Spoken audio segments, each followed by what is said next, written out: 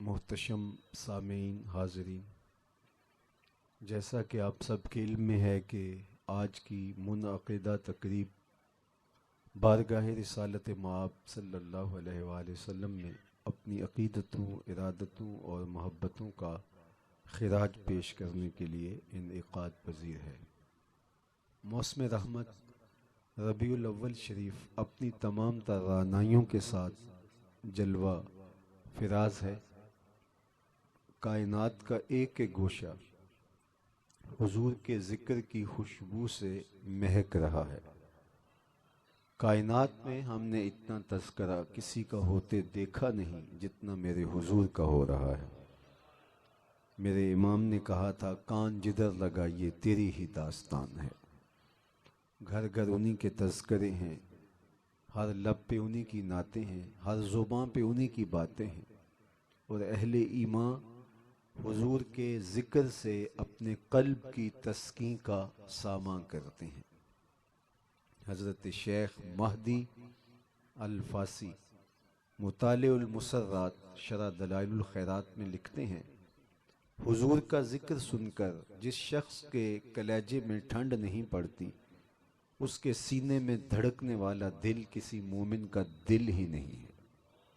ये हो ही नहीं सकता कि हुजूर का ज़िक्र हो और करारे क़ल्ब नसीब न हो, बातिन को तस्कीन न पहुँचे, मन में करार और राहत महसूस न हो। अहले ईमान उनका तज़किरा अपने लिए तस्कीन का सबब समझते हैं और गली गली उनके नाम की महाफ़िल का इनेक़ाद करके ईमान की ताज़गी का सामान करते हैं। मोहब्बतों की ये खुशबू करां ताबा करां फैली है और कायनात का एक एक गोशा हुजूर के ज़िक्र से चमक रहा है।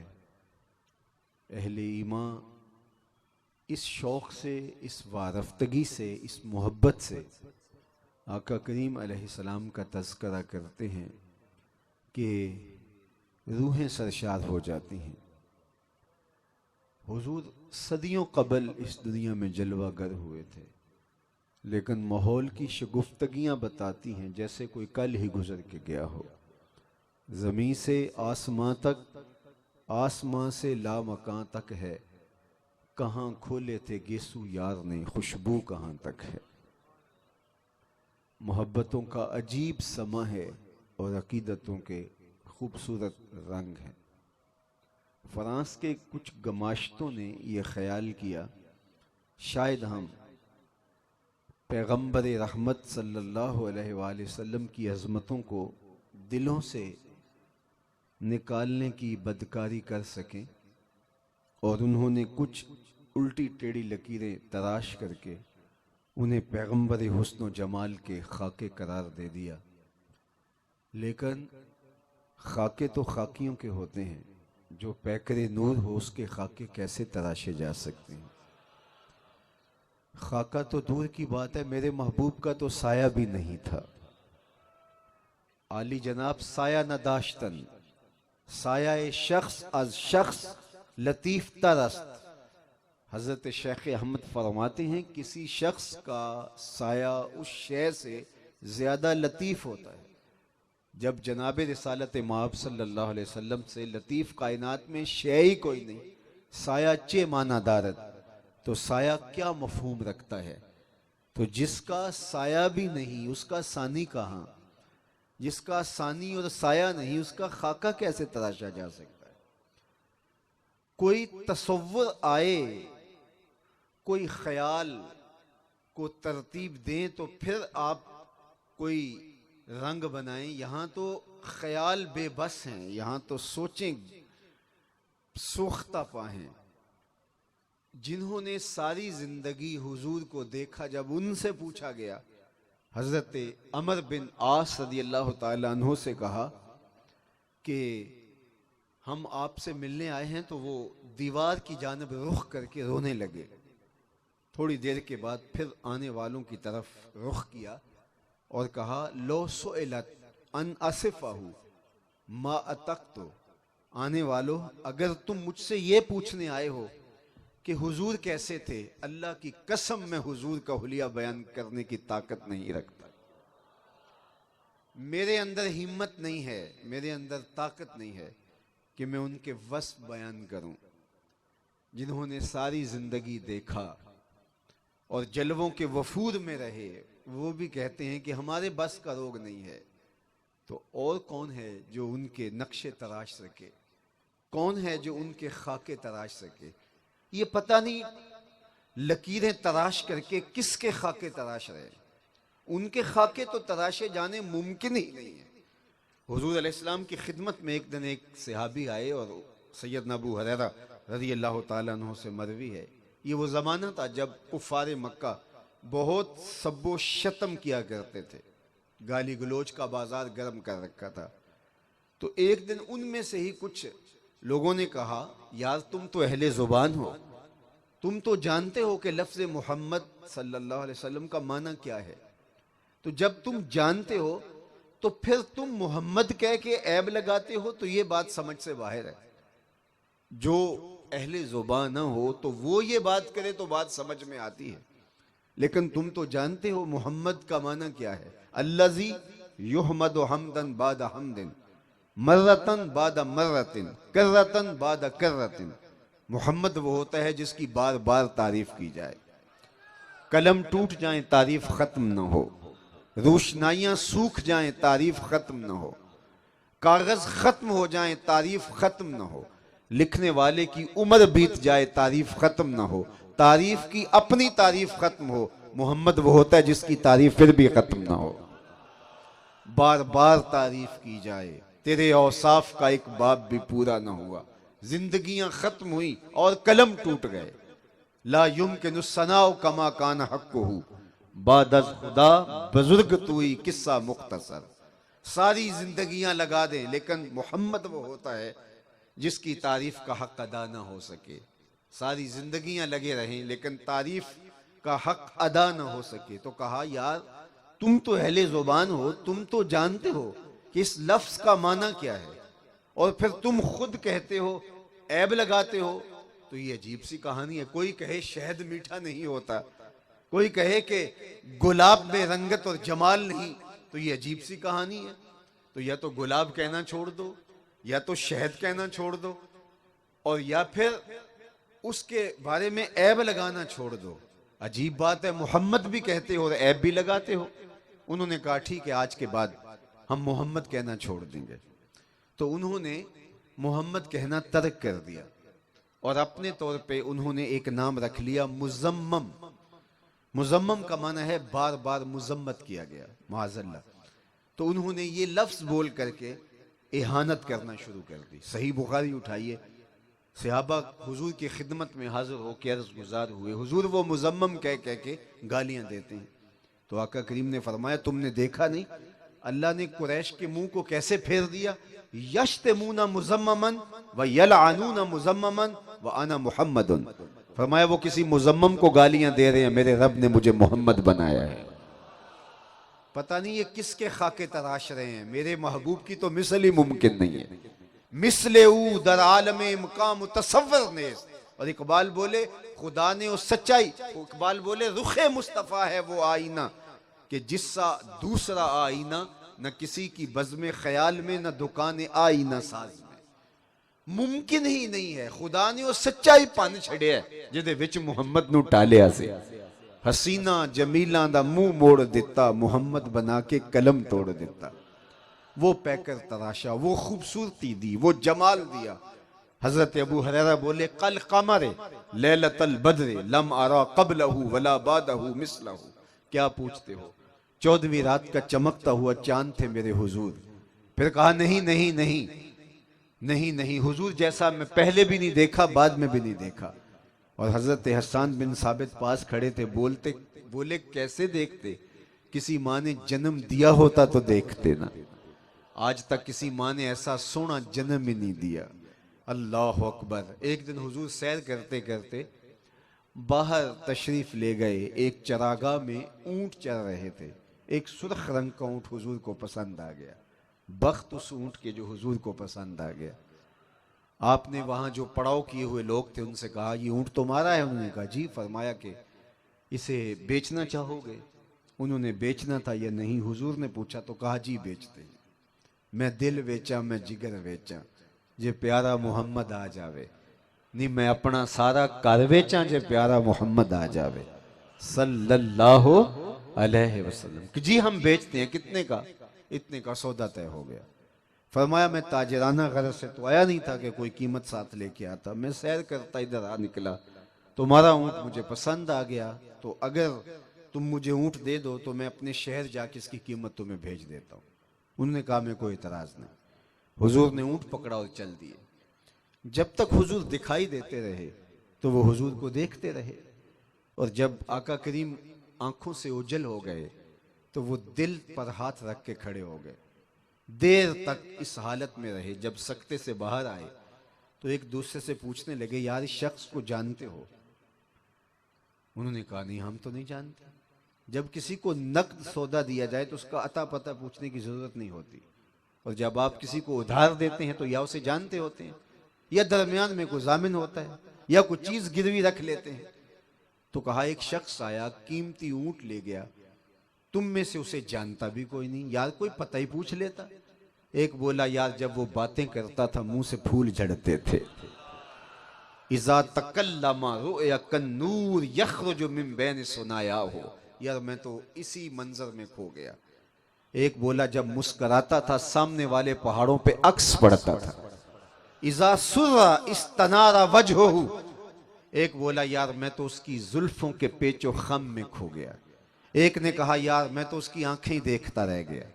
क्या खूब सजन दियां अखियां ने, क्या खूब सजन दियां अखियां ने, जिवें भर के सुराइयां रखियां ने। तू अजे मेरा यार नहीं डिठा जिन्नू वेख के चन शर्मावे।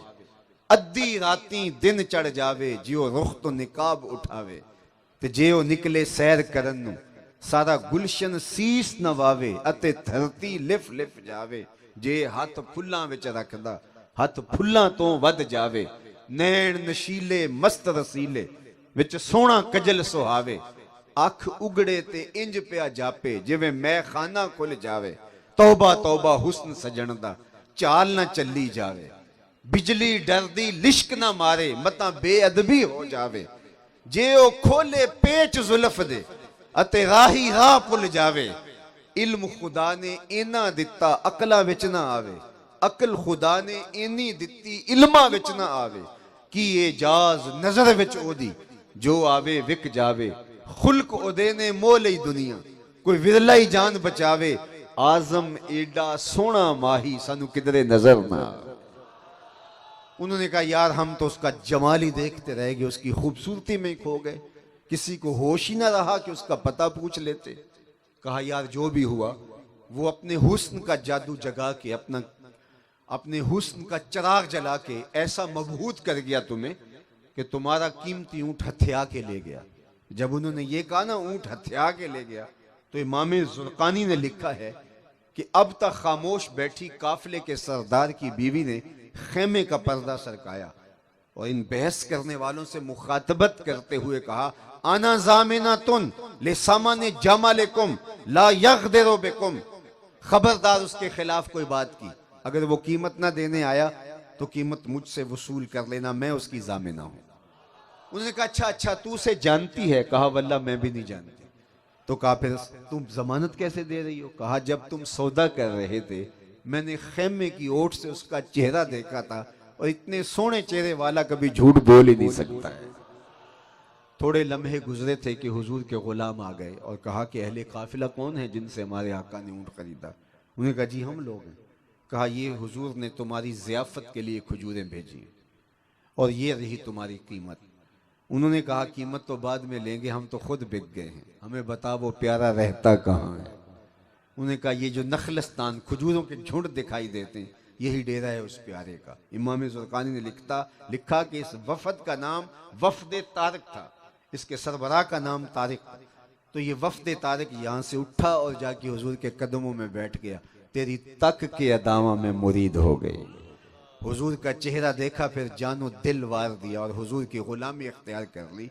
तो अल्लाह ने तो अपने महबूब को खूबसूरती इतनी दी है, जमाल इतना दिया है, हुजूर अलैहिस्सलाम को देखने वाले तो देखते ही रह जाते हैं। फिर वो अजमतें, वो रिफ़अतें अल्लाह ने अपने महबूब अलैहिस्सलाम को अता की। अगर ये फ्रांस के लोग अपने मजहब से जो सतही सा ताल्लुक रखते हैं, अगर उसकी बुनियाद पे अपने नबी की तालीमात को देखते तो ये कभी जुर्रत न करते। हजरत ईसा अलैहिस्सलाम अपनी कौम को मेरे हुजूर के कसीदे बयान कर रहे हैं, और सिर्फ एक नबी ने नहीं, हर नबी ने मेरे रसूल के कसीदे बयान किए हैं। हुजूर के इंतजार में आंखें बिछाए बैठे रहे। कोई बोलता है रब्बाना वबअस फीहिम रसूला, मालिक आंखें बूढ़ी हो गई, अब उस रसूल को भेज भी दे। कोई बोलता है इस्मुहु अल मुतवक्किल, उसका नाम मुतवक्किल है। कोई बोलता है लैसा बेफज, वो सख्त रूह नहीं होगा, तुर्श मिजाज नहीं होगा। हजरत ईसा ने तो नाम तक बताते हुए कहा मुबश्शिरम बिरसूली याति मिन बाद इस्मुहु अहमद। चलो मैं नाम भी बता देता हूँ, उस आने वाले का नाम अहमद होगा। एक हवारी उठा, हजरत जिसके कसीदे आप भी पढ़ रहे हैं, क्या वो आपसे भी अफजल होगा? हर मुरीद सोचता है मेरे पीर जैसा कौन है, हर शागिर्द कहता है मेरा उस्ताद तो मेरा उस्ताद है, हर बेटे का ख्याल है कि मेरे बाप की तो मिसाल ही नहीं है, हर कारकुन कहता है कि मेरे लीडर की तो मिसाल ही दूसरी नहीं है। तो हर उम्मती का मिजाज ये है कि मेरा नबी तो फिर मेरा नबी है। लेकिन जब हजरत ईसा की जुबान से मेरे हुजूर के कसीदे सुने तो हवारी ने कहा हजरत जिसके कसीदे आप भी पढ़ रहे हैं, क्या वो आपसे भी अफसल होगा? हैरत से सवाल किया। तो सुनो हजरत ईसा ने क्या जवाब दिया। ये जवाब सुन के आपको ठंड पड़ जाएगी, और मैं अपनी तकरीर यहीं रोक के आपसे इजाजत लेके चला जाऊं तो आप मुझसे नाराज नहीं होंगे। ये एक जुमला इतना जोरदार, हजरत ईसा ने कहा लोगों मैं जा रहा हूं, मेरे बाद अब वही आएगा जिसका नाम अहमद होगा। तो हवारी ने हैरत से पूछा जिसके कसीदे आप पढ़ रहे हैं क्या वो आपसे भी अफजल होगा? तो हजरत ईसा फरमाने लगे अफजल होने की बात करते हो, इंजील बरनबास के अंदर आज भी लफ्ज मौजूद है, अफजल होने की बात करते हो, वो इतनी अजमतों का हामिल है, अगर उसके नालैन के तस्मे खोलने की सआदत इब्ने मरियम को मिल जाए तो ये भी मुकद्दर की बात है। वो इतनी रिफतों का मालिक है, वो इतनी शानों का मालिक है।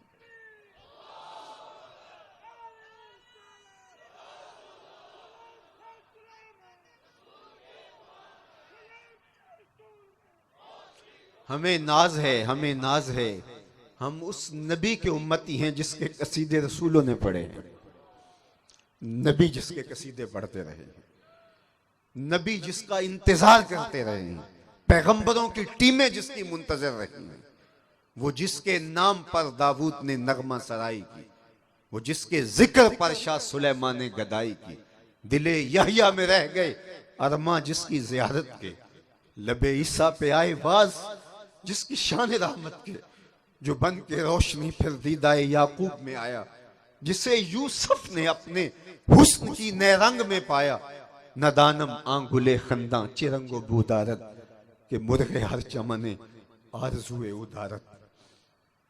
हर कोई उसी की राहें तक रहा है, हर कोई उसी के रास्ते में बैठा है।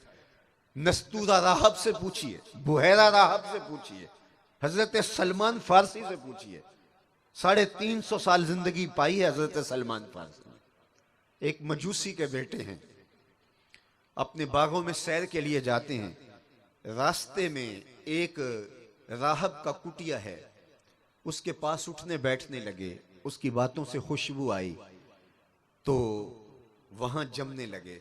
बाप को जब इल्म हुआ तो रोक दिया, लेकिन बेटा हक की तलाश में निकला था, रुक ना पाया, बाप ने घर से निकाल दिया। सलमान घर से निकले और हक की तलाश में सफर जारी किया। एक पादरी से मुलाकात हुई, उसकी गुफ्तगू में सदाकत लगी तो उसकी सोहबत में रहने लगे और उसकी खिदमत करने लगे। मुद्दत मदीद उसकी खिदमत की। एक दिन उसने तन्हाई में बुलाया, कहा कि तूने मेरी बड़ी खिदमत की है, बड़ी नौकरी की है, अब मेरा वक्त आखिर आ गया, मैं कूच करने वाला हूं, मेरी तदफीन के बाद गमूरिया चले जाना, वहां एक राहब है इस नाम का, उससे मुलाकात कर लेना, तुझे खैर मिल जाएगी।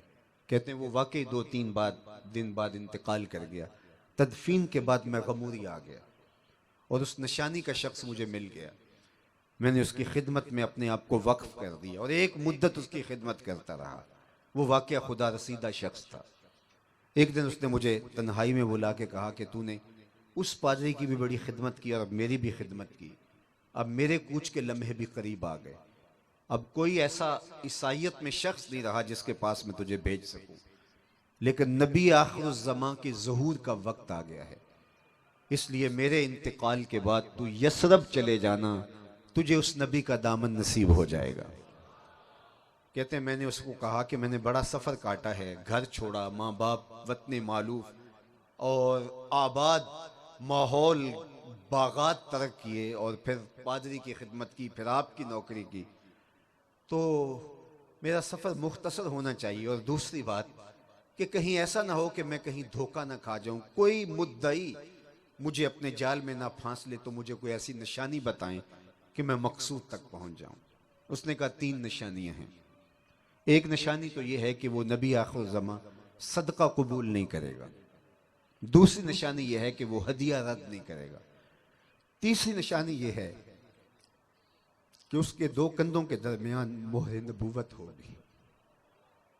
कहते हैं वो इंतकाल कर गया और मैं तदफीन के बाद यसरब की तरफ जाने वाले काफिलों की तलाश में निकला, तो एक काफिले के साथ मैं यसरब की राह ली। मुझे तन्हा समझ के उन्होंने अपना गुलाम बना लिया, लेकिन मेरे पे मेहरबानी की कि बेचा जाके मदीने में, बेचा जाके उस जगह पे जहां मैंने जाना था। एक यहूदी ने मुझे खरीद लिया और अपने बाग में काम काज के लिए लगा दिया। मैं गोडी करूं, बाग को पानी दूं, खिदमत करूं, लेकिन उस दिन के इंतजार में कि वो घड़ियां आए कि नबी आखिर ज़मां हिजरत करके मदीने तशरीफ लाएं। लैलो नहार करवटें बदलते रहे और इंतजार के लम्हे तवील होते रहे। शबे हिजर की सख्तियां कोई उससे जाके पूछे, तेरी राह तकते तकते जिसे सुबह हो गई। कहा एक दिन मैं अपने बाग में खजूरें तोड़ रहा था और खजूर पे चढ़ा था कि अचानक हवाओं में इत्र फैल गया और ताला अल बद्र अलैना की सदाएं गूंजने लगी। मैं समझ गया कि मेरा मकसूद आ गया। हवाओं में खुशबू ही खुशबू। मैंने जल्दी से छलांग लगाई और भाग खड़ा हुआ।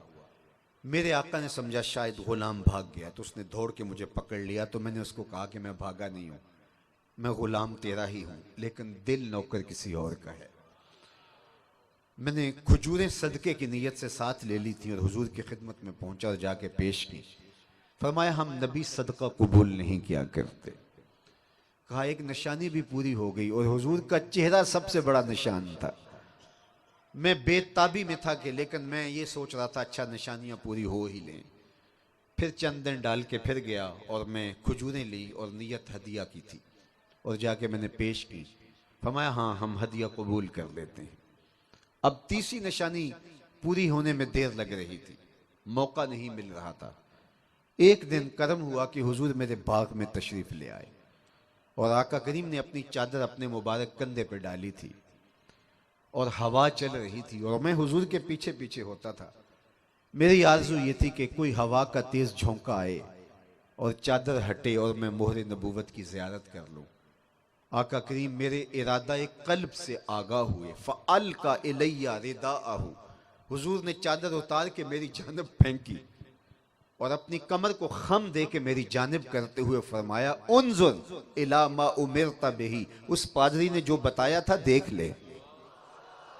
तो कहा मैंने हुजूर के 2 कंधों के दरमियान मोहर नबूवत देखी और हुजूर के हाथ पर इस्लाम कबूल कर लिया लिपट के कदमों से। फिर मेरे आका ने भी बाहों में लिया और फरमाया सलमान मिन्ना अहल बैत, सलमान मेरे अहले बैत से है। शनाख्त दे दी अपनी। और हजरत सलमान फारसी से कोई पूछा करता था कि तुम्हारा नाम क्या, तो वो कहते सलमान बिन इस्लाम, मैं इस्लाम का बेटा सलमान हूं। मुझे शनाख्त हुजूर ने दी है, मुझे पहचान हुजूर ने दी है। अपने अहले बैत में शामिल कर लिया, इज्जत की मसनद पे बिठा दिया। आप उनसे पूछो जिन्होंने राहें तकी, शबे हिजर की सख्तियां हम जाने या खुदा जाने, बला कशों पे जो गुजरी जाहिद तेरी बला जाने। तुझे क्या पता कि किन मुशक्कतों से इंसानी काफिलों ने राहों की खाक छान छान कर इस दर तक रसाई हासिल की। कितने रत जगे काटे लोगों ने अरब के रेगजारों में, दबी हुई मासूम बच्चियों ने आंखों में अश्कों के कशकोल सजाए। कितने हाथ फैलाए, मालिक वो मऊद कब आएगा जिसका इंतजार किया गया है। अल्लाह वो कब हमारी फरियाद सुनने के लिए जलवागर होगा। बेवाओं की सिसकियां, यतीमों की आहें, गुलामों की चीखें जब अर्श मुअल्ला से टकराई, अल्लाह को दुखी इंसानियत पे रहम आ गया। आमिना की आगोश में मोहम्मद अरबी तशरीफ ले आए। गुलामी की जंजीरें टूटने लगी। आपने उलमा से सुना कि सवैबा ने जाके अबू लहब से कहा था कि तेरे मरहूम भाई के यहाँ बेटा हुआ, तो उसने कहा जा तू आजाद है, तो उसका फायदा उसको हुआ। लेकिन मैं आपकी तवज्जो जिस पहलू की तरफ दिलाना चाहता हूं वो ये कि हुजूर ने सहने कायनात में कदम रखे, गुलामी की जंजीरें टूटने लगी, गुलामों को इज्जत मिलने लगी। वो गुलाम जो आका का जूता धूप से उठा के छांव में रखे, आका इस पे भी कोड़े मारे कि तूने मुझे पूछा क्यों नहीं, तेरी खुए गुलामी बदल रही है। मेरे आका मेराज से वापस पलटते हैं और बिलाल हबशी को बुला के बोलते हैं, बिलाल कौन सा नेक अमल किया, मैंने जन्नत में तेरे कदमों की आहट सुनी है। क्या ख्याल है इस एक जुमले ने दौरे गुलामी की सारी थकन उतार नहीं दी होगी और बिलाल फर्श से उठ के फिराजी अरश पे नहीं पहुंच गया होगा। जो गुलाम आका का जूता भी उठाने का रवादार ना हो, उसको दो जहां का सरदार कहे कि मैंने तेरे कदमों की आहट को जन्नत में सुना है। वो यतीम जिसको धक्के दिए जाएं, कुरान ने कहा है ना फज़ालिकल्लज़ी यदुउल यतीम, ये वो बदबख्त शख्स है जो यतीम को धक्के देता है। ये अरब के मुआशरत की कहानी है जो कुरान ने बयान की। लेकिन मेरे और आपके आका मौला ने क्या कहा, आना वकाफिल यतीम कहा तैने यौमल क़यामा, मैं और यतीम को की कफालत करने वाला कयामत के दिन इस तरह नेड़े होंगे जिस तरह ये दो उंगलियां करीब हैं। ये यतीम को इज्जत दी। मजलिस असहाब लगी है, हुजूम आशिका है। एक शख्स ने कहा हुजूर मेरा बेटा गुम हो गया, दुआ कर दीजिए। कबल इससे के दुआ के लिए हाथ उठते और इजाबत के दर कुशादा हो जाते। मजलिस में मौजूद एक शख्स खड़ा हो गया, हुजूर मैं अभी अभी आया हूँ, इसके बेटे को जानता भी हूँ पहचानता भी, फला बाग में बच्चों के साथ मैंने उसे खेलता पाया है। बाप ने सुना कि मेरा बेटा फला बाग में है तो दौड़ लगा दी। हुजूर ने फरमाया बुलाओ इसे। बुलाया गया, बहुत जल्दी है। जी हुजूर आप जानते हैं कई दिनों से बिछड़ा हूं, दिल बेचैन है, ममता की मारी मां अलग तड़प रही है, कई दिन से कुछ खाया पिया नहीं, चाहता हूं अपनी आंखें ठंडी करूं और मां की गोद तक उसके बेटे को पहुंचाऊं। फरमाया जरूर जाओ, तुम्हें रोकता नहीं, तुम्हारे जज्बात से आगाह हूं, लेकिन तुम्हें बुलाने का एक मकसद था। जी हुजूर इरशाद फरमाइए।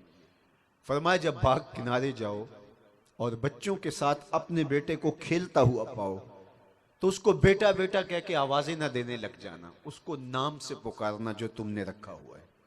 अर्ज की हुजूर वो मेरा बेटा है, अगर बेटा कह के पुकारूं तो हर्ज भी क्या है।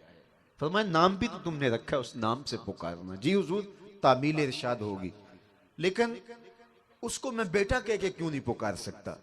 फरमाया ये शौक घर जाके पूरा कर लेना, घर जाके बेटा कह के पुकार लेना, लेकिन जब बच्चे मुश्तरक खेल रहे हो तो अपने बेटे को बेटा कह के आवाज नहीं देनी। हुजूर ऐसा ही होगा, लेकिन इरशाद फरमाइए। फरमाया तुम कई दिनों से बिछड़े हो, तुम्हारे लहजे में बला का रस होगा और तुम नहीं जानते, हो सकते हैं खेलने वालों में कोई यतीम भी खेल रहा हो, और जब तुम अपने बेटे को बेटा कह के पुकारोगे तो उसका कलेजा चिर जाएगा कि काश आज मेरा बाप होता तो मुझे भी बेटा कह के पुकारता। तो कहा कि ये शौक घर जाके पूरा कर लेना, घर जाके ये शौक पूरा कर लेना। कौन है जो यतीम की नज़ाकत कल्बिया का इतना ख्याल रखे, कौन है जो इतना दर्द दिल रखे सीने में, कौन है जो लाचारों के लिए हमदर्दी के ये जज्बात रखे। क्या महबूब का हक ये था कि जिस पैगंबर ने इंसानियत को एहसास दिया, यतीमों को उठा के औजे सुरैया तक पहुंचाया, क्या तुम लकीरें तराश के उस पैगंबर के खाके तराशोगे और खाके करार दोगे? क्या ये हक था?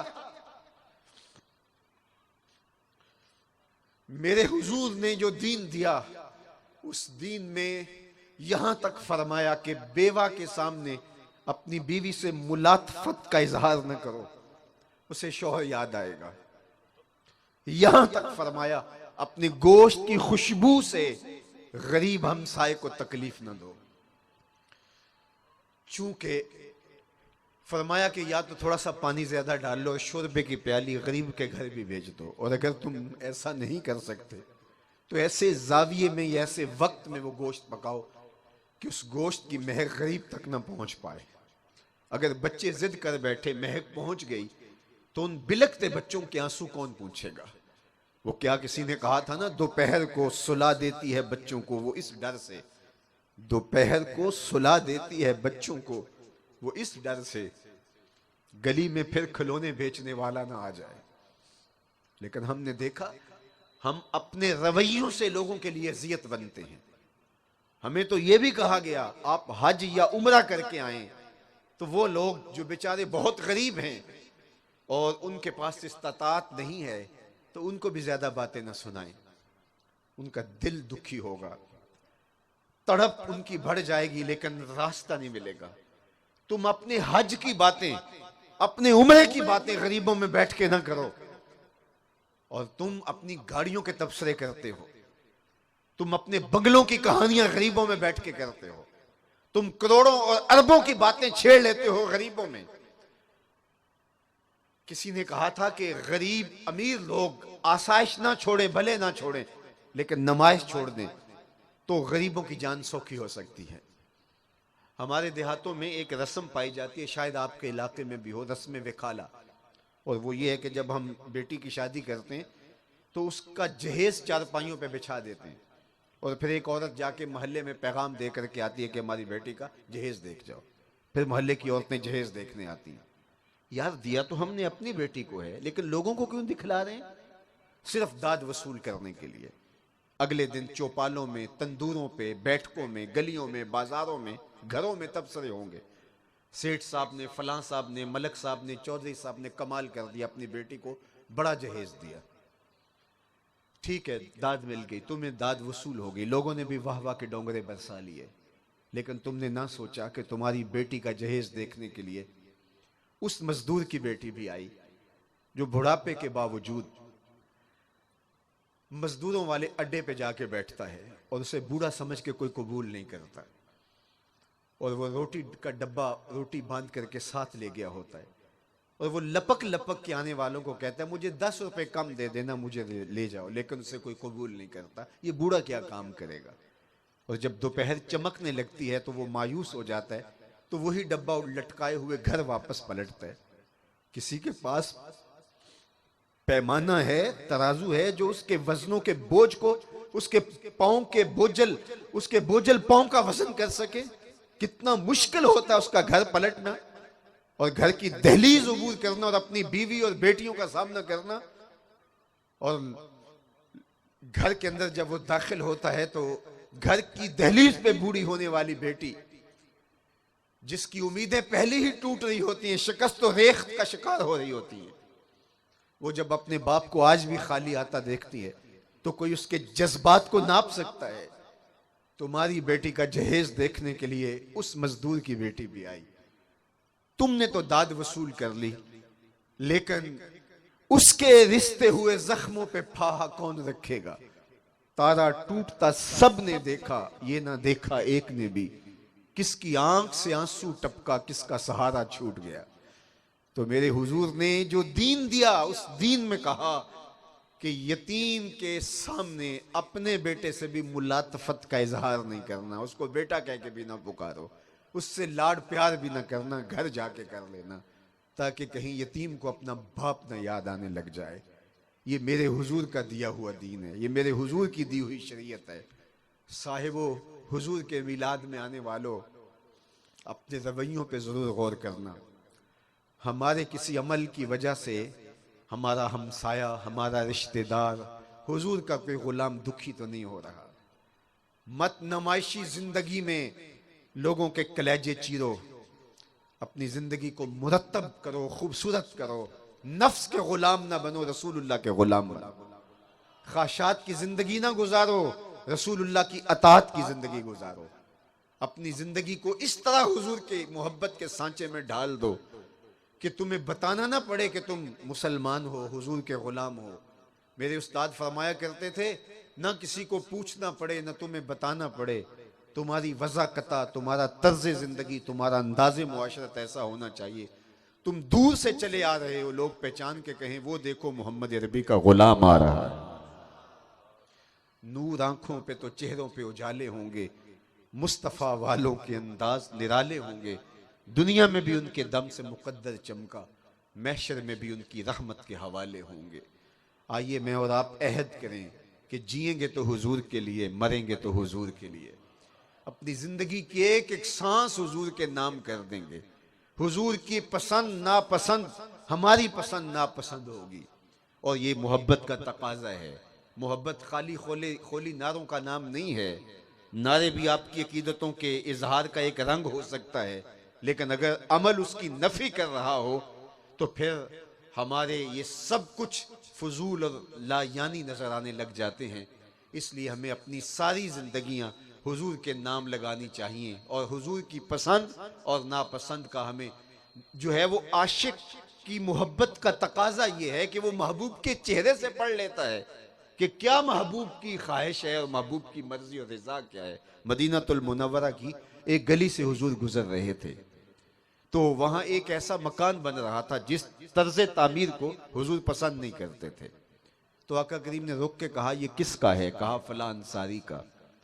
आका करीम अलैहिस्सलाम ने फरमाया ठीक है, और गुजर गए। हुजूर के चेहरे पे कोई पसंदीदगी के आसार हवैदा नहीं हुए। किसी ने उस अंसारी सहाबी को बता दिया कि हुजूर गुजरे थे तेरी गली से, आप तशरीफ रखिएगा बेटे, आप तशरीफ रखिएगा, आप तशरीफ रखिएगा। तो कहा कि हुजूर अलैहिस्सलाम ने उस मकान को देखा, बस देख लिया, और हुजूर के चेहरे पे पसंदीदगी के आसार नुमाया नहीं हुए। तो किसी ने उस सहाबी को बताया, हुजूर गुजरे थे, तेरे मकान को देखा था, शायद हुजूर को पसंद नहीं आया, चेहरे पे ऐसे कोई आसार नहीं थे। तो उसने कुदाल पकड़ा और उस मकान को जमीन के बराबर कर दिया। 2-4 दिन के बाद हुजूर दोबारा गुजरे, देखा तो वहां मलबे का ढेर पड़ा हुआ था। रुक गए, फरमाया उस सहाबी को बुलाओ। बुलाया गया, कहा कि मैं गुजरा था, तेरा मकान देखा था, तो आज मलबे का ढेर है, क्या हुआ? कहा हुजूर मैंने गिरा दिया। फरमाया क्यों? अर्ज की, सुना था आपको पसंद नहीं, सुना था आपको पसंद नहीं। मैं और आप सर से लेकर पांव तक देखें, हमारा क्या क्या हुजूर को पसंद नहीं। अपने अकीके से लेकर वलीमे तक देखें, हमारा क्या क्या हुजूर को पसंद नहीं। निजी जिंदगी से लेकर कारोबार तक देखें, हमारा क्या क्या हुजूर को पसंद नहीं। हमसायगी की हुकूक से लेकर उमूर सियासत तक देखें, हमारा क्या क्या हुजूर को पसंद नहीं। बहरीन से एक साहिब आए और उन्होंने आके हुजूर को सलाम करना चाहा, हुजूर ने रुख फेर दिया। वो समझे शायद ये इत्तेफाकन हुआ, तो जिधर हुजूर ने रुख फेरा उधर से जाके सलाम किया, तो हुजूर ने फिर रुख फेर लिया। समझ गए क्योंकि नाराजगी है, लेकिन उन्हें यह समझ नहीं आ रहा था कि नाराजगी का सबब क्या है। तो हुजूर की कुर्बत में रहने वाले सहाबा से कहा कि मुझे आप बता सकते हैं कि हुजूर की नाराजगी का क्या सबब है? मैं तो एक लंबे सफर से आया हूं, जान नहीं पाया। उन्होंने गौर किया तो कहा, हाँ ये तूने सोने की अंगूठी पहन रखी है और हुजूर इसको हराम कर चुके हैं। इन्न ज़हब वल फिद्दत हरामुन लिज़कूर उम्मती, मेरी उम्मत के मर्दों के लिए सोना चांदी हराम है, सिर्फ औरतों के लिए जायज़ है, और मर्द को 4.5 माशे से कम एक अंगूठी की इजाज़त है। तो शायद हुजूर की नाराज़गी का सबब ये हो। तो वो आगे बढ़ा और उसने कहा, मैं क्यों गुनाह बेलज्जत नूर अंगूठी उतार के हुजूर की खिदमत में पेश करते हुए कहा, हुजूर इस वजह से नाराज हैं? तो आका करीम ने यूं पकड़ी और यूं फेंक दी। नाराजगी की वजह भी खत्म हो गई, चूंकि नाराजगी थी इस बात पे, और तो कोई ऐसा माजरा नहीं था। खैर मजलिस शुरू हो गई, गुफ्तगू चलती रही। मजलिस इख्तिताम को पहुंची, लोग पलटने लगे तो ये भी वापस होने लगे। तो किसी ने तवज्जो दिलाई, वो अंगूठी तो उठा लो, तुम तो नहीं पहन सकते शरअन, लेकिन तुम्हारी बीवी तो पहन सकती है, कीमती धात है। तो सुनो उस सहाबी ने क्या जवाब दिया, मेरे समेत सब अपने आप को इस तराजू में तोलो। उसने कहा ये अंगूठी है और कीमती धात है, इसको उठा लो, तुम नहीं पहन सकते, तुम्हारी बीवी तो पहन सकती हो, मिल्क तो तुम्हारी ही है। तो सहाबी ने कहा वल्लाहि ला आखुजुहु वक़द तरहहु रसूलुल्लाह सल्लल्लाहु अलैहि वसल्लम, अल्लाह की कसम मैं इस अंगूठी को कभी भी नहीं उठाऊंगा जिसको मेरे हुजूर ने फेंक दिया है। अब अपनी जिंदगियों में मैं और आप देखें क्या क्या वो अमर है जो मेरे हुजूर ने फेंका है और हमने सीने लगा रखा है। बस अपने अंदर से फतवा लें। इकबाल ने कहा था अपने दिल से पूछ, मुल्ला से न पूछ। क्या क्या है जो हुजूर ने फेंक दिया है, हुजूर ने दूर हटा दिया, हुजूर ने नफरत की है, और हमारी जिंदगियों में वो चीजें शामिल हैं। अगर वो शामिल हैं तो फिर भी मिलाद भी हर साल किए जा रहे हैं, दरूद भी पढ़े जा रहे हैं, सलाम भी पढ़े जा रहे हैं, नारे भी लगाए जा रहे हैं, और वो किए भी जा रहे हैं जो हुजूर को नापसंद है। तो ये खुद फरेबी है, अपने आप को धोखा दे रहे हैं। रसूलुल्लाह को धोखा नहीं दिया जा सकता। मुहम्मद दी ज़ियारत, मुहम्मद दे रंग विच ये ठगबाजियां जाने प्यारा मोहम्मद। और इकबाल ने कहा था चू बना में मुस्तफ़ा खानम दरूद अज खजालत आबमी गर्दत वजूद, इश्क मी गोयत के महकूम गैर सीनाए तू अज बुता मानिंदे दैर, तानदारी अज मोहम्मद रंगोबू बर ज़बान खुद मयाला नामे हो। इसका अगर मैं पंजाबी में तर्जुमा करूं तो मैं अपने शेख के एक शेर से तर्जुमा करूंगा, यारी ला तू पाक नबी संग ए पर पूरी यारी, फिर दरूद कबूल है तेरा लख नलों एक बारी। तो आइए मैं और आप अपने आप को हुजूर की मोहब्बतों के सांचे में ढाल लें। आज वक्त भी हमें इस बात का तकाजा करता है, हुजूर की मोहब्बत भी इस बात की मुतकाजी है। बाकी रही बात जो बदबख्त बदतीनत खसीसुल फितरत, जो गुस्ताखाना खाके तराश के उनको मंसूब पैगंबर रहमत से करते हैं, ये बात ज़हन में रखिए, वो खाके हुजूर के नहीं हैं। हमारा गुस्सा ये है कि उनको मंसूब हुजूर से कर रहे हैं। हुजूर का खाका तो तराशा ही नहीं जा सकता, उनकी मिसल तो मुमकिन ही नहीं है, उनकी तो तस्वीर नहीं है, उनका तो साया नहीं है, उनका तो सानी नहीं है, खाका चेमाना दारत। हमारा गुस्सा ये है कि तुम ये इन टेढ़ी लकीरों को मेरे हुजूर से मंसूब क्यों करते हो, मेरे महबूब की तरफ मंसूब करने की जुर्रत भी क्यों करते हो। लेकिन ये बात भी जहन में रखिए, चांद की तरफ मुंह करके थूकने से उसकी नूरी किरणों को मैला नहीं किया जा सकता। थूका हुआ अपने मुंह पे आ गिरता है और अपना मुंह ही गंदा थूकने वाला करता है। मदीने का चांद कल भी रोशन था, हिरा का चांद आज भी रोशन रहेगा, यूं ही उनका चर्चा रहेगा। पड़े खाक हो जाएं जल जाने वाले, उनके नाम के फुरेरे लहराते रहेंगे। अर्शता फरशुनी के नाम की धूमें मची रहेंगी और उनके जिक्र का सवेरा और उनके जिक्र का बांकपन मौजूद रहेगा। और कायनात ने वो दिन भी देखने हैं, इस जमीन ने, इस आसमान के नीचे वो घड़ियां भी आनी हैं। सही हदीस हैं कि पूरी कायनात के ऊपर एक छत भी ऐसी नहीं होगी जिस पर मेरे हुजूर के नाम का झंडा नहीं होगा। वो इंशाअल्लाह कुर्बे क़यामत में जब इमाम महदी का ज़हूर होगा और इस्लाम गालिब होगा, नशत इस्लाम और नशत दीन होगी, तो फिर हुजूर के नाम के फुरेरे इस अंदाज से भी देखने को जो है वो चश्मे फलक को मिलेंगे। और आज भी नाम मेरे हुजूर का ही ऊंचा है। तब्बत यदा अबी लहबिम व तब का ताजियाना आज भी शातमान रसूल पे बरस रहा है और अल्लाह की रहमतें और दरूद आज भी मेरे महबूब पे उतर रहा है। तो उनकी अजमतों को कोई घटा नहीं सकता। उनका मीठा दिल आवेज और प्यारा नाम आज भी करारे बातिन है, रूहों का सामान है। उनका नाम लबों पर आए, मीठा मीठा मुंह हो जाए। उनके बोल बहारों जैसे और असहाब सितारों जैसे। उनसा प्यारा और न कोई, उनसे बिछड़ के लकड़ी रोई। जब वो सैर को जाया करते सर पे बादल साया करते। व आखिर दावाना अनिल हम्दुलिल्लाहि रब्बिल आलमीन। सलाम बहुजूर खैर।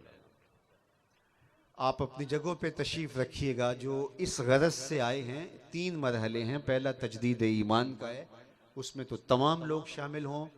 दूसरा तौबा का, उसमें भी तमाम शामिल हों। तीसरा मरहला तरीक़ा मुबारका में अपने इंतिसाब को कायम करने का, उसमें जो ये नीयत रखते हों वो शामिल हों। पढ़िए अशहदु अल्ला इलाहा इल्लल्लाहु वहदहु ला शरीका लह व अशहदु अन्ना मुहम्मदन अब्दुहु व रसूलुहु। ऐ अल्लाह, जिंदगी में कसदन या सहवन मुझसे कोई कुफरिया या शिरकिया, कलेमा या फेल सरजद हो गया हो, तजदीद ईमान करता हूँ, पिछले गुनाहों से तौबा करता हूँ, आइंदा अच्छे आमाल बजा लाने का अहद करता हूँ। तेरे इस बंदे से तरीक़ा मुबारका नक्शबंदिया में बैत करता हूँ। इस सिलसिले के सारे असबाब कबूल किए, दिल पर नक्शे इसमें ज़ात अल्लाह अल्लाह अल्लाह कबूल किया।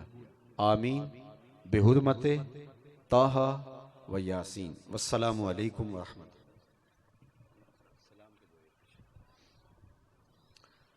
मुस्तफ़ा जाने रहमत पे लाखों सलाम, शम्ए बज़ में हिदायत पे लाखों सलाम, शम्ए बज़ में हिदायत पे लाखों सलाम।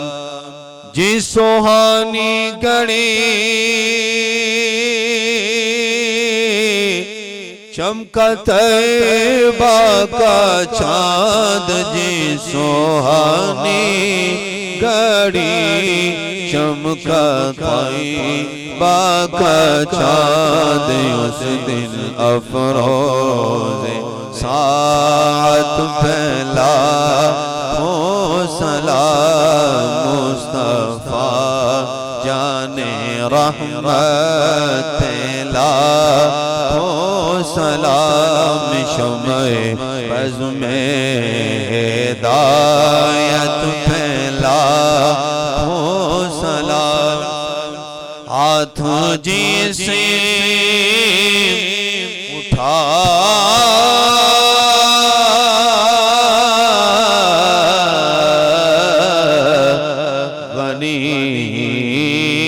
कर दिया, मौजे बहरे समाहत फैला हो सलाम। मुस्तफ़ा जाने रहमत फैला हो सलाम, शम्ए बज़ में हिदायत फैला हो सलाम। अस्सलाम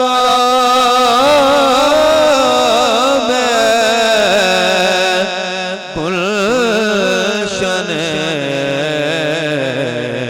वहदत के फूल, ये सलामे आज जाना हो कबूल।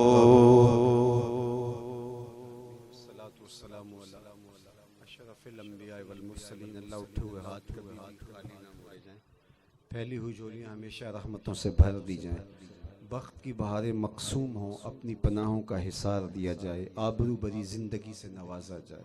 अल्लाह जितने लोग हैं सबको खैर अता कर दे, सबको अपनी अमान नसीब फरमा दे, अपनी पनाहों का हिसार अता कर दे।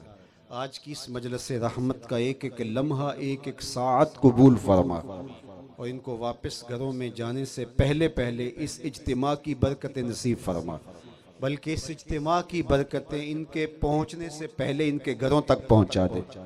अल्लाह जिन दोस्तों ने, अहबाब ने आज के इस इज्तिमा के लिए तगोताज जुद्दोजहद मेहनत की, सबको जज़ाए खैर अता फरमा। इदारतुल मुस्तफ़ा हल्का मुल्तान के जुमला कारकुनों को, जुमला मुंतज़मीन को, जुमला ज़िम्मेदारान को अपनी जनाब से ख़ास पनाह, अमान और हिफाजत और कबूलियत नसीब फरमा। अल्लाह मेरे वतन की खैर फरमा, मेरे मुल्क को अमन के उजाले दे दे, यहाँ दहशत गर्दी के सुलगते अलाव ठंडे कर दे, अमन की बहारें पैदा फरमा, खित्ताए अर्ज़े वतन का एक एक चप्पा खैर व बरकत से माला माल फरमा। अल्लाह पूरी दुनिया के मुसलमानों को खोया हुआ विकार दे दे, अज़मत पारीना रिफ़त रफ्ता अता कर दे। अल्लाह उम्मत को गलबा अता फरमा, ऐसा गलबा, ऐसी शौकत व हशमत कि तेरे महबूब की नामूस की तरफ पूरी कायनात में कोई मैली आंख से देखने की हिम्मत भी ना कर सके। अल्लाह उम्मत को वहदत और यगानगत का नूर अता फरमा दे। अल्लाह हम सब के फौज शुदगान की मग़फ़रत फरमा, हमारे बीमारों की शिफा अता फरमा। शेख सईद अहमद साहब के लिए तेरी बारगाह में मग़फ़रत व बख्शिश की दुआ लिए हाजिर हैं। अल्लाह अपने करम से उनको अपनी ख़ास अमान बरज़खी ज़िंदगी के बेहतरीन मक़सूम फरमा दे। वसल्लल्लाहु तआला अला नबी अल अमीन व अला आलिहि व अस्हाबिहि अजमईन बिरहमतिका या रब।